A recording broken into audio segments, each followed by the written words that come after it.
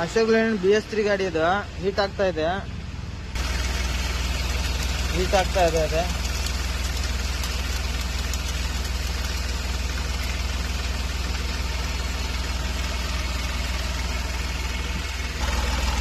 ಸಿಲಿಂಡ್ return ಆಗಿ ಬರ್ತಾ ಇಲ್ಲ.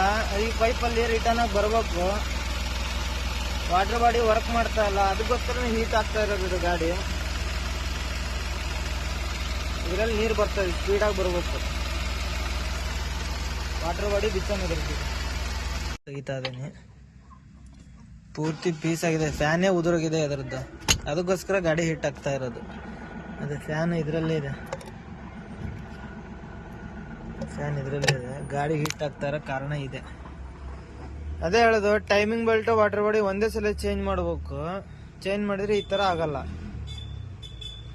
ಏನೇನ್ ಮಾಡ್ತಾರಪ್ಪ ಕಸ್ಟಮರು, ಒಂದೊಂದ್ಸಲ ಟೈಮಿಂಗ್ ಬೆಲ್ಟ್ ಹಾಕ್ಸ್ತಾರೆ, ವಾಟರ್ ಬಾಡಿ ಕಟ್ ಆತಪ್ಪ ಅಂದ್ರೆ ಈ ತರ ಪ್ರಾಬ್ಲಮ್. ಟೈಮಿಂಗ್ ಬೆಲ್ಟು ಕಟ್ ಆಗುತ್ತೆ, ಆ ಕಾರಣದಲ್ಲಿ ಹೆಡ್ ವಾಲು ಗೈಡು ಎಲ್ಲ ಬೆಂಡ್ ಹಾಕವು. ಒಂದೇ ಸಲ ಚೇಂಜ್ ಮಾಡ್ಕೋಬೇಕು.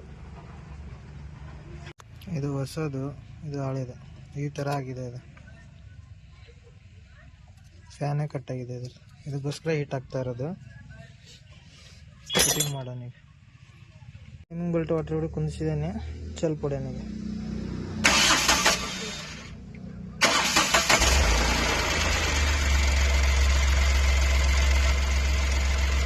ಟೈಮಿಂಗ್ ಕರೆಕ್ಟ್ ಆಗಿದೆ.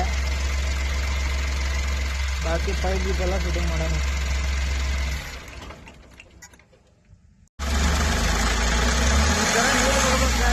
ಬಂದ್ರೆ ಓಕೆ ಇದೆ ಅಂತ ಅರ್ಥ. ನೋಡಿ ಹೆಂಗ್ ಬರ್ತಾ ಇದೆ ವಾಟರ್ ಬಾಡಿ.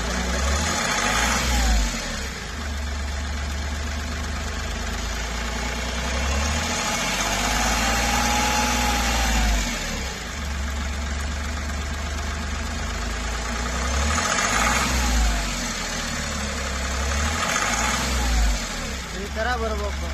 ಪೂರ್ತಿ ಕಂಪ್ಲೀಟ್ ಆಗಿದೆ. ಚಾಲು ಇಡೋಣ ಈಗ. ಲೈಕ್ ಅಂಡ್ ಸಬ್ಸ್ಕ್ರೈಬ್ ಮಾಡಿ.